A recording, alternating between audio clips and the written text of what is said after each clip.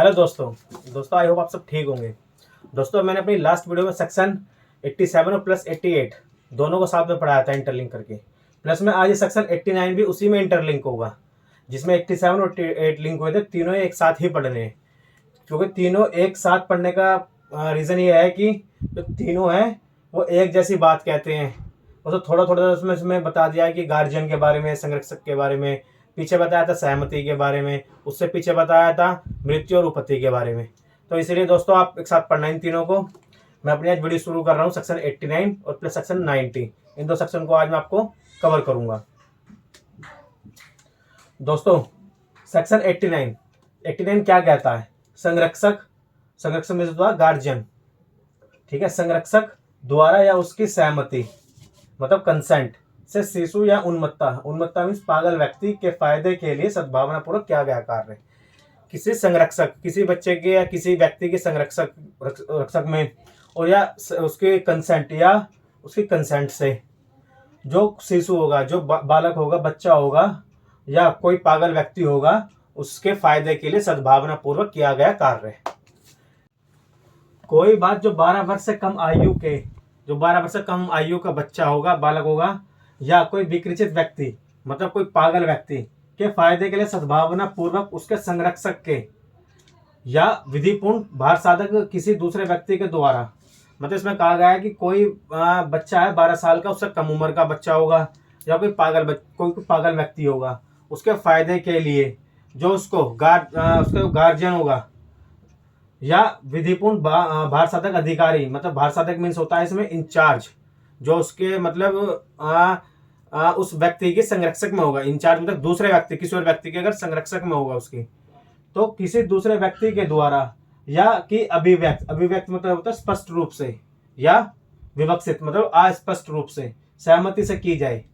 इसमें सिंपल कहने का मतलब है कि जो भी कोई कार्य किया जाएगा सद्भावना पूर्वक, वो 12 वर्ष से कम आयु के बच्चे के या विकृचित पागल व्यक्ति से, या उसे कोई जो संरक्षक देता होगा, उसका गार्जियन होगा, उसके द्वारा या उसके विधिपूर्ण भार साधक के द्वारा। भार साधक मतलब जो उसका चार्ज, जिसके पास उसका चार्ज होगा, जो उसको संभाल रहा होगा बच्चे को, उसके द्वारा जो अभिव्यक्ति या पूरे स्पष्ट रूप से या अस्पष्ट रूप से वो कंसेंट से की जाएगी, उसकी मतलब कंसेंट ली जाएगी, जिसमें कि कंसेंट होगी संरक्षक की और भार साधक की, विधिपूर्ण भार साधक मतलब कानूनी कोई इस पे उसका अधिकार होगा बच्चे पे या किसी पागल व्यक्ति पे, तो उसके व्यक्ति द्वारा की गई होगी, अभिव्यक्ति स्पष्ट रूप से की जाएगी। किसी ऐसी अपहानि के कारण अपराध नहीं है जो उस बात से उस व्यक्ति के कारित का मतलब करने की वजह हो, या कारित करने वाला कर्ता का आश्रय हो, या कारित होने की संभावना कर्ता को ज्ञात हो। मतलब अगर वो कोई भी ऐसा कार्य करता है कि जिससे अब हानि हो सकती हो, वो अपराध नहीं मानी जाएगी। जो उस व्यक्ति के कारित करने की वजह हो कि वो किस वजह से ये अपराध जो कर रहा है या जो कार्य कर रहा है वो किस रीजन से कर रहा है, या कारित करने वाला कर्ता का आशय हो, उसकी इंटेंशन हो, या कारित होने की संभावना कर्ता को ज्ञात हो, जो करने वाला है उसको पता है कि जो कार्य कर रहा है उसकी संभावना क्या है और उससे जो कार्य कर रहा है उसका परिणाम क्या होगा, उसको उसका ज्ञात हो मतलब। तो दोस्तों इसमें सिंपल सी बात कही गई है कि जो भी गार्जियन होगा या जो भी उसको कंसेंट जो भी उसकी सहमति से होगा, गार्जियन की हो या जो उसके ऊपर इंचार्ज, मतलब ये मान लो कि जो उसको अपने संरक्षक में रख रहा हो, ठीक है ना, उन व्यक्तियों के द्वारा अगर किसी भी कार्य को करने के लिए कहा गया है, या तो विवक्षित रूप से हो या वो अभिव्यक्त रूप से हो, तो जो भी हानि होगी उसमें कार्य में, उसे वो अपराध नहीं मानेंगे वो, क्योंकि जो काम कर रहा है उस व्यक्ति को करने वाला, चाहे तो उसकी इंटेंशन हो उस कार्य को करने की, या उसको संभावना का पता हो कि जो कार्य कर रहा है वो किस तरीके से कर रहा है। परंतु मतलब इसमें होता परंतु, पहला पॉइंट क्या है इसका? परंतु होगा इस अपवाद मतलब एक्सेप्शन का विस्तार जो है आशय मृत्यु कारित करने का प्रयत्न करने का ना हो, मतलब जो उसमें एक्सेप्शन में दे रखा है कि जो उसका विस्तार है या तो मृत्यु कारित करने का ना हो, उसकी इंटेंशन मृत्यु कारित करने की नहीं हो, और मृत्यु कारित करने का प्रयत्न करने की ना हो उसके कार्य। ठीक है। दूसरा इसमें दे रखा है, इस अपवाद का विस्तार मृत्यु या घोर उपति के निवारण के लिए, मतलब जो उसमें मृत्यु का विस्तार और घोर उपति जो सेक्शन 320 में मैंने आपको बताई है, उसके निवारण के लिए, उसको खत्म करने के लिए, किसी भी घोर रोग या अंगशैल्य से मुक्त करने के उद्देश्य से अलग किसी भी उद्देश्य के लिए किसी ऐसी बात के करने पर ना होगी जिसे करने वाला व्यक्ति जानता हो कि उससे मृत्यु कारित होना संभावना है। मतलब सिंपल इसमें कहा गया है कि मृत्यु और गुरुपत्ति को छोड़ के या कोई भी घोर रोग या कोई अंगशैल्य, मतलब कोई भी ऐसी जो चोट मारी हो शरीर के ऊपर, उन सबको छोड़कर अगर कोई भी उद्देश्य है उस कार्य को करने के लिए, मतलब वो अपराध करने के लिए, वो कार्य करने के लिए, तो इस बात पर उसको नहीं माना जाएगा कि जैसा करने वाला व्यक्ति जानता था कि उसे मृत्यु कारित होना संभव है। मतलब उसको अगर वो इस तरह कोई उद्देश्य के लिए कोई ऐसा कार्य कर रहा है कि जिसको उसको उम्मीद ना हो कि वो कार्य उससे जो कार्य उसको कर रहा है वो उससे मर जाएगा या उसको गौरवपति हो जाएगी, अगर इंटेंशनली ना हो उसका उद्देश्य, तो उसको उसमें बेनिफिट मिल जाएगा। इस अपवाद का विस्तार स्वेच्छा घोरपति कारित करने या घोर उपति कारित करने का प्रयत्न करने पर ना होगा, जबकि वह मृत्यु या घोरपति के निवारण के या किसी घोर रोग या अंगशैल्य से मुक्त करने के उद्देश्य से ना की गई हो। मतलब इसमें सिंपल से ये कहा गया कि स्वच्छता घोरपति कारित करना या घोरपति कारित करने का प्रयत्न करने ना होगा। मतलब उसका प्रयत्न, अगर वो प्रयत्न करता है घोरपति कारित करने का, स्वच्छता घोरपति कारित करने का वो प्रयत्न करता है, या वो मृत्यु या घोरपति के निवारण के लिए करता है कोई कार्य, या किसी घोर रोग या अंगशैल्य से मुक्त करने के लिए उद्देश्य से ना की गई हो, मतलब वो ये जो मैंने आपको ऊपर बताया उसी तरीके से नीचे वाला पॉइंट भी है। इसमें बस एक चीज याद रखना, इसमें स्वच्छ घोरपति के बारे में बताया गया है। ये वैसे तो मैं आपको बताऊं सेक्शन 89 जो है वो प्री के लिए ज्यादा इंपॉर्टेंट है, मेंस में से कम क्वेश्चन आते हैं, बस इसको इंटरलिंक करके पढ़ना, तभी आपको पूरा, अगर आप मेंस में लिखोगे तो आपको पूरा मेंस का एग्जाम, मेंस का जो आप पेपर दोगे तो सब पूरा अच्छे से एग्जाम में, मतलब काफी लिखने के लिए आपको बहुत चीजें मिल जाएंगी। तो जरा तीसरा पॉइंट मैंने आपको बता दिया। चौथा पॉइंट क्या है इसमें, इस अपवाद का विस्तार किसी ऐसे अपराध के दुष्प्रेरण पर ना होगा जिससे अपराध के किए जाने का इसका विस्तार नहीं है। मतलब किसी भी तरह का ऐसा कोई कारण नहीं होगा दुष्प्रेरण को उकसाना, मतलब कोई भी इस तरीके से उसको नहीं उकसाएगा कि जिसका परिणाम हो उसको मृत्यु करना या घोरपति करना, मतलब वो इस तरीके से उकसाएगा नहीं, इससे कोई व्यक्ति उसके उकसाने से वो उसको इतनी बुरी तरह मारे या इस हिसाब से उसके साथ मारपीट करे कि जिससे कोई व्यक्ति मर जाए या घोरपति उसके साथ हो जाए। दोस्तों सेक्शन 89 का इलस्ट्रेशन है, ए सद्भावना पूर्वक अपने शिशु का शल्य चिकित्सक द्वारा पथरी निकलवाने के लिए शल्य क्रिया करवाता है। मतलब ए है अपने गुड फेथ में अपने बच्चे का उसको सर्जन के पास ले जाता है उसकी पथरी निकलवाने के लिए। इसमें होता क्या है, ए का उद्देश्य शिशु को रोग से मुक्त करवाना था। मतलब ए जो है उसको अपने बच्चे को, मतलब जो उसको पीड़ा हो रही थी, दर्द हो रहा था पथरी के कारण, उससे उसको मुक्त करवाना था। शिशु की मृत्यु शल्य क्रिया द्वारा कारित हो जाती है। मतलब जो बच्चा है उसकी मृत्यु जो वो औजार यूज करते हैं उसके अकॉर्डिंग उसकी मृत्यु हो जाती है। तो ए इस अपवाद के अधीन आएगा। मतलब ए जो है उसको बेनिफिट मिल जाएगा सेक्शन 89 का, क्योंकि उसने बच्चे को गुड फेथ में उसकी बिना किसी इंटेंशन के उसको रोग मुक्त करवाने के लिए, इसलिए उसका ऑपरेशन करवाया था पथरी का, बट लेकिन उससे वो एक्सपायर हो जाता है तो उसमें ए को बेनिफिट मिल जाएगा। इसमें केस लो भी है, राघव वर्सेस स्टेट 1989 का केस है। इसमें क्या कहा गया था, धारा 89 में लाभ से तात्पर्य है भौतिक या लैंगिक लाभ से है। मतलब इसमें सेक्शन 89 में बताया गया है जो उनको बेनिफिट मिलेंगे वो कौन से बेनिफिट मिलेंगे। इस वाले केस में राघव वर्सेस स्टेट में उसमें कहा था कि जो फिजिकल और सेक्सुअल जो उसको जो होंगे उसको लाभ मिलेंगे, ठीक है, अगर आर्थिक लाभ इसकी परिनिधि में नहीं है, मतलब जो आर्थिक लाभ है,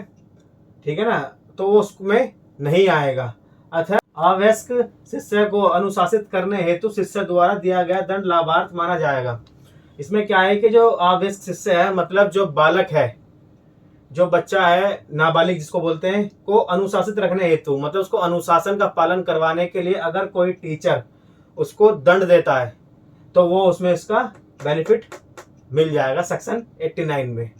इसी हिसाब से सेक्शन 90 है, मैं आपको बताता हूँ सेक्शन 90 क्या कहता है, सहमति कंसेंट जिसके संबंध में ये ज्ञात हो कि वह भय या भ्रम के अधीन दी गई है। मतलब जो कंसेंट है उसमें कहा गया है कि या तो वो किसी डर के कारण या किसी भ्रम के कारण उसको जो दी गई है उसके बारे में बताया गया है इसमें कि भ्रम या कोई भय के अगर उसके संबंध में उसको पता है तो उसकी क्या कंसेंट होगी। कोई सहमति ऐसी सहमति नहीं है जैसे इस संहिता की किसी धारा के इरादे से है। मतलब इसमें कहा गया है कोई भी सहमति ऐसी सहमति नहीं है जो इस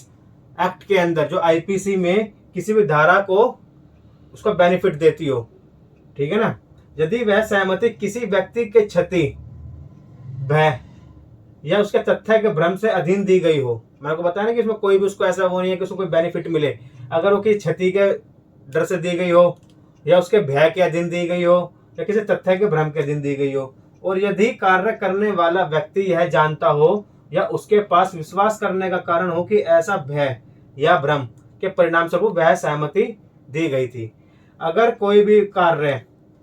वो जो व्यक्ति है वो जानता हो उस कार्य को करते वक्त कि जो वो कार्य कर रहा है, जो उसका डर है, वो उसको डर या उसकी कोई क्षति होगी या कोई भय होगा उसका, या उसके तथ्य के भ्रम के अंदर दी जाती है, तो यह विश्वास करने का कारण होता है कि ऐसे भय या भ्रम के परिणाम स्वरूप वह सहमति दी गई है। मतलब ऐसे डर के कारण या ऐसे किसी क्षति के कारण या किसी ऐसे तथ्य के कारण दी गई थी, तो वो सहमति दी गई थी। उन्मत्ता व्यक्ति की सहमति क्या होती है, इसमें मैं आपको बता देता हूँ। उन्मत्ता व्यक्ति की सहमति, उन्मत्ता मीन्स पागल व्यक्ति, और या फिर नशे में जो होता है उस व्यक्ति के द्वारा दी गई सहमति। यदि वह सहमति ऐसे व्यक्ति द्वारा दी है जो चित्त विकृति हो या मत्ता के कारण उस बात की जिसके लिए वह अपनी सहमति देता है प्राकृतिक और परिणाम समझने में असमर्थ हो। मतलब अगर कोई भी व्यक्ति जो पागल है या नशे में है, अगर वो कोई भी बात कहता है और उसके लिए वह सहमति देता है किसी भी कार्य को करने के लिए, वह माया प्राकृतिक परिणाम समझने में असमर्थ है। मतलब कोई भी अगर व्यक्ति इन व्यक्तियों को, विकृत पागल व्यक्तियों को या मत्ता व्यक्तियों को कोई काम करने के लिए कहता है और उस काम को कर देते हैं, तो उसमें सहमति उसको मिल जाएगी, उसको बेनिफिट से मिल जाएगा, क्योंकि प्राकृतिक और समझने में वो असमर्थ है। दोस्तों सेक्शन 9 के कुछ पॉइंट हैं जो कंसेंट के बारे में बताते हैं। इसमें कहते हैं कि सहमति वैध नहीं होगी। जो सहमति दी गई थी बच्चों के लिए या बच्चों के द्वारा और जो विकृत व्यक्ति के हिसाब से, इसमें पहला पॉइंट है यह क्षति के भय के अधीन व्यक्ति द्वारा दी गई हो। जो क्षति के भय में जिस व्यक्ति ने दी हो उसके द्वारा हो तो ये वैध नहीं होगी। या किसी तथ्य के भ्रम से ग्रस्त व्यक्ति द्वारा दी गई हो, या किसी तथ्य के भ्रम मतलब फैक्ट्स के भ्रम में कोई ग्रसित व्यक्ति होगा जिसको जो किसी पीड़ा से ग्रस्त होगा, अगर उसके व्यक्ति द्वारा दी गई है तो वैलिड नहीं होगी। उपरोक्त दोनों परिस्थिति में दी गई सहमति सभी अवैध होंगी जब सहमति के अधीन कार्य करने वाला व्यक्ति यह ज्ञान रखता था, ठीक है, जो व्यक्ति कार्य कर रहा है अगर वो यह ज्ञान रखता था कि उसके पास ज्ञान करने का कारण था कि सहमति दाता द्वारा दी गई सहमति क्षति के भय के अधीन या तथ्य की भूल के अधीन दी गई थी। मतलब जो व्यक्ति इस काम को कर रहा है, जो सहमति के अधीन कार्य करने वाला है, अगर उसको इस बात का ज्ञान है या वो ज्ञान रखने का कारण रखता था कि जो सहमति दाता है, जो सहमति दे रहा है, उसकी सहमति, जो सहमति दे रहा है वो किसी भय के अधीन दे रहा होगा, क्षति के भय के अधीन दे रहा होगा, या किसी तथ्य की भूल के अधीन वो सहमति दे रहा होगा, इसलिए वो सहमति जो होगी वो वैध नहीं होगी। ठीक है ना दोस्तों, सिंपल सा है कि जो भी व्यक्ति इसमें सहमति दे रहा है या तो वो क्षति के भय के अधीन दे रहा है या किसी भी तथ्य की भूल के अधीन दे रहा है, और जो करने वाला है उसको पता था कि वो किस कारण वो मुझे क्षति करने, मतलब किस कारण वो मुझे आगे कार्य करने के लिए बोल रहा है, अगर वो कोई कार्य करता है तो वो इसमें वैध नहीं मानी जाएगी। शिशु की सहमति, यदि वह सहमति ऐसे व्यक्ति द्वारा दी गई जो 12 वर्ष से कम आयु का है। अगर कोई 12 वर्ष से कम आयु का बच्चा कोई सहमति देता है किसी की कार्य करने के लिए, तो वो सहमति सेक्शन 90 में नहीं मानी जाएगी। तो दोस्तों इसी हिसाब से मैंने अपना सेक्शन 89 और प्लस में 90 दोनों आपको पढ़ा दिए हैं। ये प्री में भी जरूरी है और ये मेन से पूछ लेता है कि भाई किस व्यक्ति की सहमति दी जाएगी, तो थोड़ा सा इसको आप देख लेना। मेंस में कम आता है, प्री में ही ज़्यादा आता है, तो आप इस पर थोड़ा देख लेना दोस्तों। ठीक है, ये कंप्लीट हो गया। मैं अपना सेक्शन 91 से अगला जो आपको पढ़ाऊंगा, अगला सेक्शन वो 91 से स्टार्ट करूंगा। तो दोस्तों ये वीडियो मेरी कंप्लीट हो गई आज, इसीलिए आप मेरे चैनल को प्लीज़ लाइक कर देना, कमेंट कर देना मेरी वीडियो पे अगर आपको अच्छी लगी हो तो, प्लस शेयर कर देना और सब्सक्राइब कर देना। और अगर आपको किसी भी तरह का आगे मैं कोई डालता हूँ, कोई भी वीडियो डालूंगा, तो आपको उसको नोटिफिकेशन जो मिल जाए, तो उसके लिए मेरे बेल आइकन भी प्रेस कर देना। Thank you.